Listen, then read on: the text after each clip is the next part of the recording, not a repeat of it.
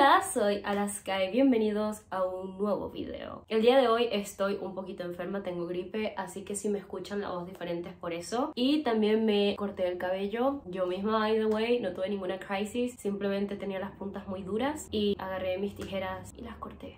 Como lo dice en el título, el día de hoy nos toca hacer nuestro habitual resumen de lecturas del mes. En esta ocasión nos toca resumir el mes de octubre. Aquí tenemos el journal de lecturas y en es 1, 2, 3, 10, 11, 2. ¿Cómo? 8, 9, 10, 11, 12.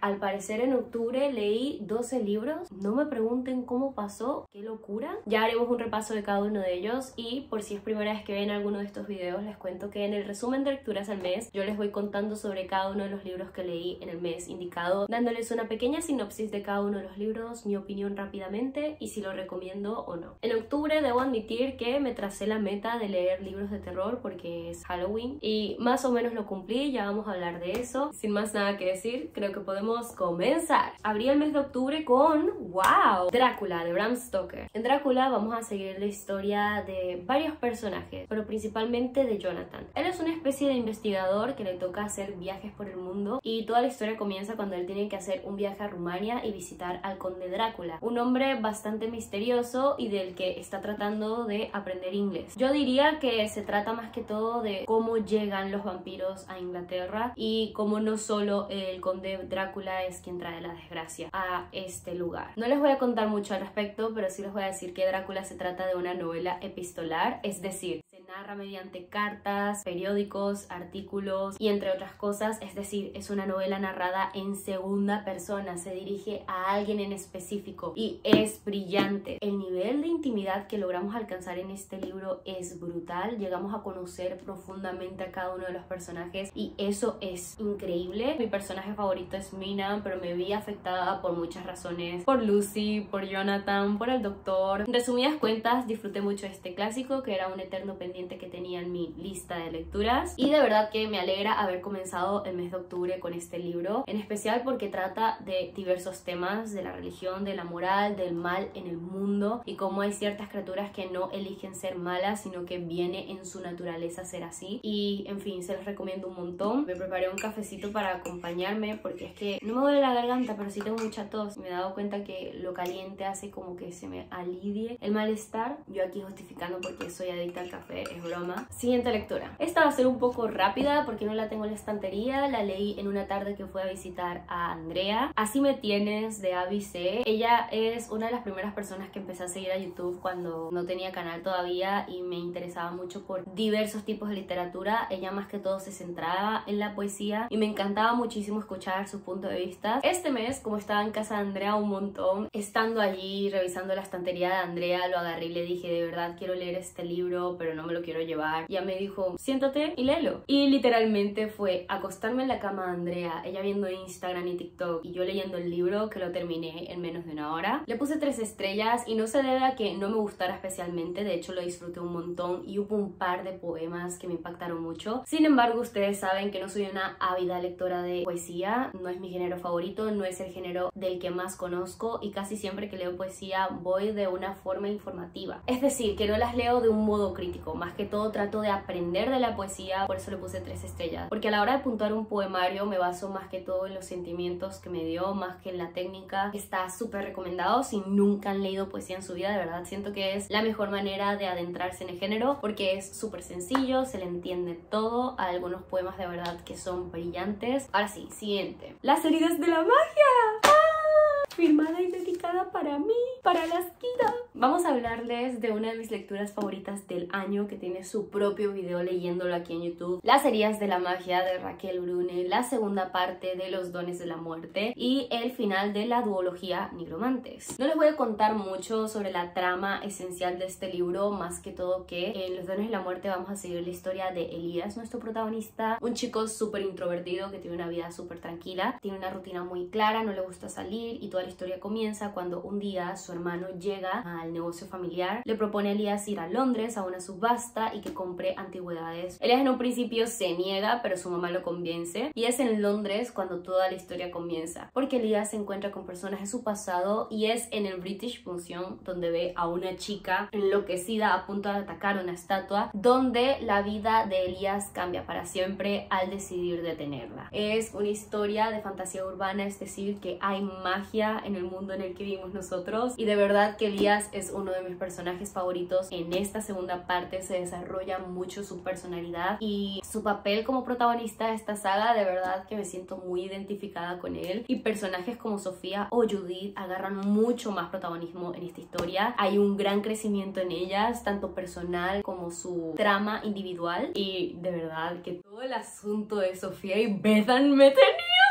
emocionadísima. Vayan a ver el blog de lectura porque ahí me van a ver gritando como una loca por Sofía y Bethan, que fue mi parte favorita de esta segunda parte. Mi única queja es que Marcos no sale tanto, pero por supuesto que entiendo que tenía que ser así, no había otra opción. Además, la ausencia de Marcos ayudó mucho al desarrollo de Elías y lo justificó un montón. Y también debo decir que este libro tiene una subtrama mucho más interesante que Los Dones de la Muerte, y por eso le terminé de poner 5 estrellas, porque a comparación de Los Dones de la Muerte se notaba que ya Raquel aquí había subido mucho su calidad literaria, en especial todo el asunto de Madeline y su pasado. De verdad que fue brillante. No les voy a contar mucho al respecto, simplemente que tienen que leer a Raquel en cualquiera de sus libros. Y siguiente lectura. Ay, este poemario me encantó. Que cada cosa cruel seas tú que vuelves, de Julio Cortázar. Cortázar es uno de los grandes escritores del boom latinoamericano y yo quería leerlo con Rayuela. De hecho, Andrea y yo intentamos hacer una lectura conjunta el año pasado que no salió bien. Yo siempre voy a ser de esas personas que digan que empezar a leer a Cortázar con Rayuela es la peor decisión que puedan tomar. Es un libro muy complejo y que si no están familiarizados con la narrativa de Cortázar va a ser un fail total, y no había retomado esa tarea de leer a Cortázar otra vez. Y este mes, cuando les digo que estuve la mitad del mes en casa de Andrea, no les miento en absoluto, fue así. Estaba en su casa viendo su estantería otra vez, le dije quiero leer este libro que era súper cortito, es de estas ediciones de Penguin Random House, y ella me dijo llévatelo, la próxima vez que nos veamos me lo traes, y lo vas a leer en nada. Y tenía razón, de verdad que es un libro que se lee en una sola sentada, removió todos mis sentimientos, e incluso hubo un poema en específico que me pareció tan bello que incluso le escribí una canción. Imagínense el nivel. Fue increíble, reconecté un montón con Cortázar, no me esperaba en lo absoluto que me encantara tanto un libro escrito por él, y me subieron todas las ganas de volver a leerlo, de leer algo de sus cuentos, de lo que sea que haga. Para mí es una tarea volver a leer a este autor. Ya saben, cuando se trata de poesía no hay una introducción, una sinopsis que pueda ser concreta de ella, más que todo que en este poemario habla mucho sobre el amor, sí desde un punto de vista más o menos negativo. Siento que es un libro muy sentimental, se los recomiendo un montón si no han leído nada de Cortázar y quieren empezar por algún lado con él. Es un libro cortito de 60 páginas, 80 páginas cuando mucho, vayan a leerlo. Luego, la siguiente lectura lo leí también por un profesor de lingüística inglesa quien nos mencionó en clase que a lo mejor leer La Naranja Mecánica podía ser una experiencia enriquecedora para todos aquellos que queramos redirigir nuestra carrera desde el punto de vista literario, ya que La Naranja Mecánica hizo un boom en la lingüística inglesa. Y ahora, antes de contarles mi opinión de La Naranja Mecánica, que es bastante fuerte, tienen que saber que en este libro vamos a seguir la historia de nuestro protagonista Axel. Él es un chico de 16 años que vive en este mundo paralelo. Yo diría que La Naranja Mecánica es ciencia ficción porque se ambienta en un mundo donde las leyes son muy ambiguas y él pertenece a una banda de criminales nocturnas sin que sus padres lo sepan. A lo largo de todo este libro vamos a seguir los pensamientos de Alex, quien es básicamente un psicópata. Disfruta de hacerle daño a la gente y vamos a ver cómo esta condición termina cambiando su vida por completo, llegando a un punto en el que lo arresta la policía y tiene que recibir una reinversión. No voy a contarles mucho al respecto, creo que ya con lo que les dije es suficiente para que sientan curiosidad de este libro. Es una obra maestra y un clásico contemporáneo de la literatura. Vamos a tomar café porque ahora les voy a contar mi opinión del libro y a lo mejor hay gente que en los comentarios me mata, pero La Naranja Mecánica no me gustó. Yo soy una lectora sensible.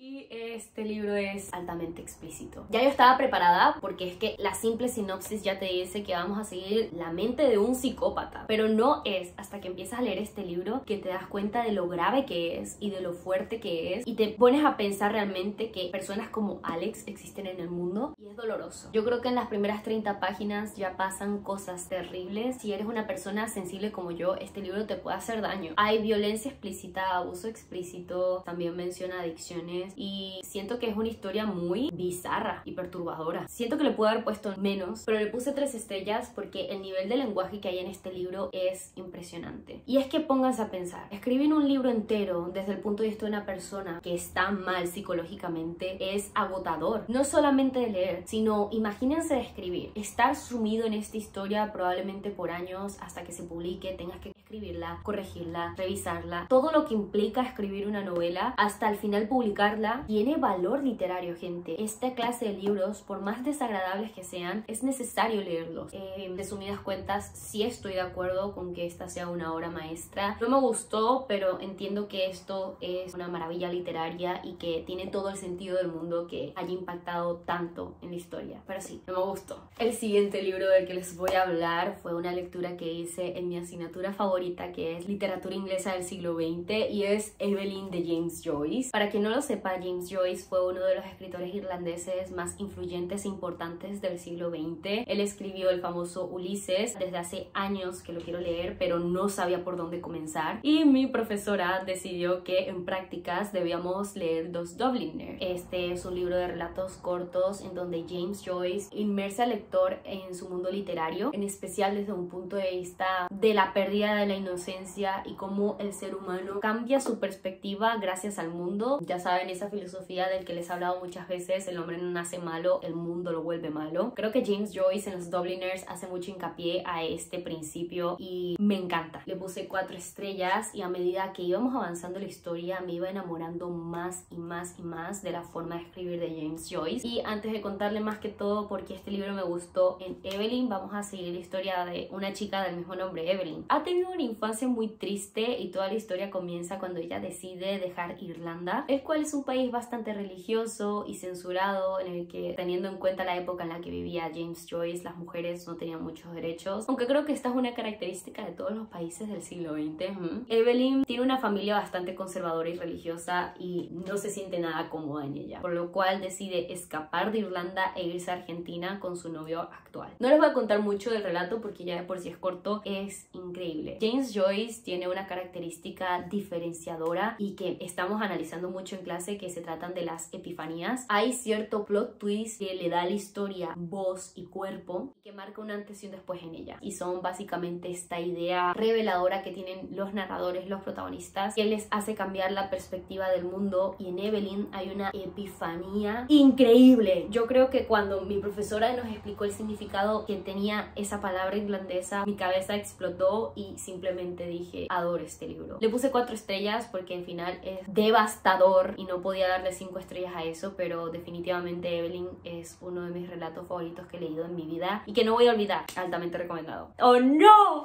Soy vertical, pero preferiría ser horizontal, de Sylvia Plath. Ya saben que este año he tenido la oportunidad de leer mucho más a Sylvia. De verdad que la adoro un montón. Leer a Sylvia implica exponerse en carne viva. De verdad que ella tiene una forma de escribir arrebatadora, y en este poemario simplemente me deja sin palabras. En este poemario, que es el primero que leo de Sylvia Ever, me encantó. Siento que el lenguaje estaba muy bien desarrollado, aunque a veces era sencillo, y hubo un par de poemas que me dejaron mal. Como ya les dije antes, cuando se trata de poesía no sé hacer exactamente una sinopsis, pero este es un poemario en el que Sylvia más o menos cuenta cómo ella se siente insuficiente en la vida de distintas maneras. En especial hay un poema donde habla desde el punto de vista de 3 mujeres y se nota que son distintas etapas de vida de una misma mujer, pero ella lo divide como si fueran 3 mujeres totalmente diferentes, y ese poema me dejó tiesa, por decirlo de alguna manera. Definitivamente tengo que hacer la reseña de este libro en Instagram, pero vamos, si nunca han leído a Sylvia Plath y todavía no se convencen de leer The Bell Jar o La Campana de Cristal, es un poemario increíble y no se los puedo recomendar más. ¡Ay!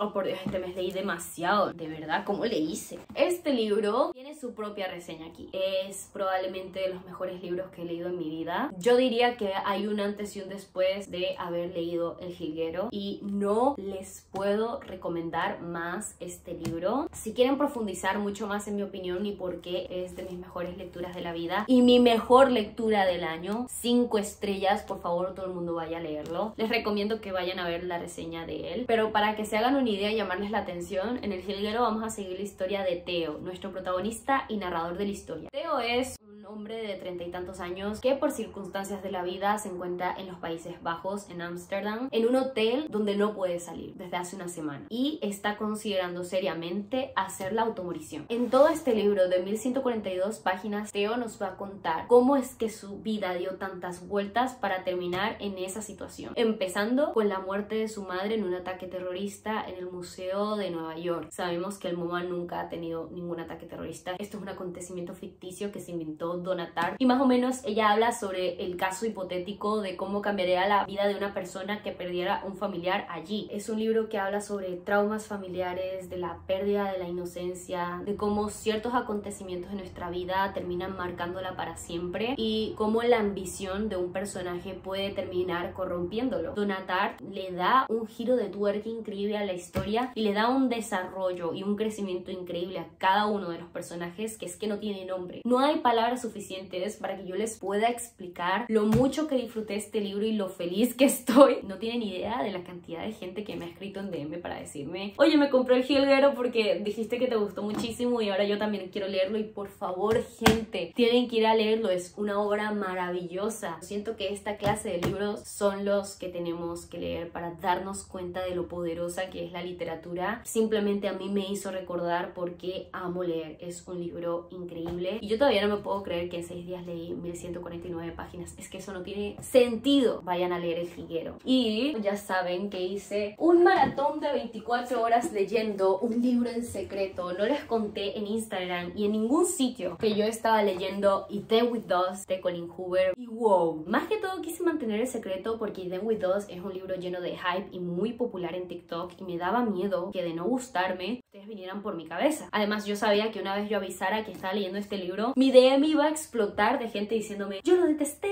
yo lo amé, ya quiero saber tu opinión. Y créanme, eso no me molesta en absoluto, pero me iba a abrumar como lectora y a lo mejor iba a influir mucho en mi opinión de él. Así que antes de contarles mi opinión del libro, tienen que saber que en It Then With Us vamos a seguir la historia de Lily, nuestra protagonista y narradora de la historia. Ella es una chica que ha tenido ciertos traumas familiares, se llevaba muy mal con su papá y siente lástima por su mamá. Toda la historia comienza en el momento en el que el padre de Lily fallece y ella decide darle un giro a su vida, en especial porque ella nunca tuvo una buena relación con él y no termina de sentir la pérdida de su figura paterna. Toda la historia comienza en el momento en el que después del funeral de su padre, Lily conoce a Ray, un hombre que parece maravilloso, es doctor, es increíble, pero que va a traer consecuencias en la vida de Lily. En especial vamos a seguir la historia de esta pareja a lo largo de It Then With Us. Y a ver, me gustó, le puse 3 estrellas. Más que todo me gustó por la historia. Siento que este tipo de trama de violencia doméstica no son una que yo haya leído muchas veces y que son necesarias de leer. Más sin embargo, no me encantó la narrativa. Siento que fue un error que Lily contara la historia porque se me hizo un personaje bastante infantil. No quiero menospreciar su punto de vista porque es totalmente válido. Ella es una mujer de 23 años que no sabe qué hacer con su vida, que no tiene nada claro y que no está tomando las mejores decisiones, como cualquier persona de 23 años. Pero si nos van a contar una historia así de seria de violencia doméstica, y no sé, siento que no me lo podía terminar de tomar en serio con Lily narrándolo. Se me hacía una voz demasiado ligera para contar una historia tan densa y por eso también creo que lo terminé en 24 horas. Es un libro tremendamente fácil de leer. Lo leí en inglés y es un inglés súper básico. Yo diría que mi parte favorita del libro fue leer los diarios de Lily. No sé, de adolescente me parece que tiene más sentido que tenga esta narración tan infantil, pero que de adulta no me termina de convencer, en especial también porque su vida adulta es un poco surrealista. Me gustó el libro, de verdad que lo disfruté, siento que es necesario, entiendo por qué tiene tanto hype, así que se los recomiendo un montón. Wow, no me puedo creer que leí todo esto en octubre y todavía no hemos terminado. Ahora, un libro que decidí leer y que yo tenía claro que iba a leer este año, sí o sí, es Salem Slot de Stephen King, pero vamos, yo tenía planificado desde enero leer este libro en octubre porque era Halloween. Es un libro en el que vamos a seguir la historia del pueblo Jerusalem Slot, que yo creo que es el verdadero protagonista de la historia, ya que seguimos la historia, al igual que Drácula, de muchos personajes en distintos grados de importancia. Por eso es que yo digo que no hay protagonista, porque realmente cada uno de los personajes son importantes. Toda la historia comienza con Ben Mars, un escritor que es medianamente exitoso, pero que su siguiente obra tiene que ver con su pueblo de la infancia, Jerusalem Slot. Así que él decide volver para empezar a escribir este libro y darle más realismo a la historia, pero que una vez estando allí se da cuenta que el pueblo ha cambiado mucho y todo tiene que ver con los nuevos dueños de la casa Marsden. Y en fin, no les voy a contar mucho al respecto. Este es un libro lleno de chismorreo, ya que Jerusalem Slot es de esos típicos pueblos pequeños donde todo el mundo se conoce y se sabe la vida de todo el mundo. Esta característica del chisme le da mucha chicha al libro y me encanta, vaya. Pero de verdad que da mucho miedo. Es un libro de vampiros. Me parecía una mezcla entre Drácula y el terror de Dunwich. No sé, me recordó mucho a Drácula, esa cacería de vampiros y cómo ciertos personajes se dan cuenta de lo que está pasando, pero me recordó también el terror de Dunwich, ese aspecto del mal que hay en el pueblo. Básicamente es la misma idea. El terror cae en un pueblo y ciertos personajes están intentando evitarlo. Es brutal, el nivel de narración que hay aquí es una locura. Yo lo estaba leyendo y había momentos en que tenía que parar y decir, esto no está pasando. Siento que es uno de mis libros favoritos de Stephen King, pero que no llega al nivel del Resplandor. Definitivamente mi libro favorito del autor es El Resplandor, aunque tengo que leer mucho más de él. Está altamente recomendado, siento que lo leí en el momento perfecto, fue sumamente entretenido. Sí es cierto que en un principio, al ser tan detallado, porque esa es una característica principal, el libro te cuenta hasta la mínima hoja que se va moviendo en el aire y a veces puede ser abrumador, más teniendo en cuenta que es así desde el mero inicio. Hay un momento en que tú dices, pero bueno, ¿cuándo vas a contar una historia? Creo que es a partir de la página 100, 150 en que la historia se pone emocionante, y ya una vez tenemos el contexto de cada una de las personas del pueblo, es que todo va agarrando vida. Me encanta. Le puse 4 estrellas, no le puse 5 por ese inicio, me costó un poco asentarme en la historia. Altamente recomendada. No sé si es el libro perfecto para empezar a leer Stephen King. Yo siempre diré que es Carrie, pero vamos, tienen que leer este porque es increíble. Luego, no leímos este poemario completo en clase, pero yo lo pongo entero porque hay otro poemario que leí esta mañana que Goodreads no tiene y más o menos tienen casi las mismas páginas, entonces para contar las páginas de este año bien, lo pongo entero, aunque yo leí como 4 poemas nada más en clase. Es Four Quarters de T.S. Eliot. Mi clase de literatura inglesa del siglo XX tiene varias categorías. La semana pasada nos tocó leer poesía. Leímos un par de poemas de su poemario Four Quarters, pero no lo leímos entero porque evidentemente en clase no nos da tiempo a leer un libro de 120 páginas. No sentí que trascendieran en mí, más que todo porque siento que T.S. Eliot son muy naturales, muy descriptivos, muy de contar cómo era el ambiente o las flores que le gustaban, y me gustó, pero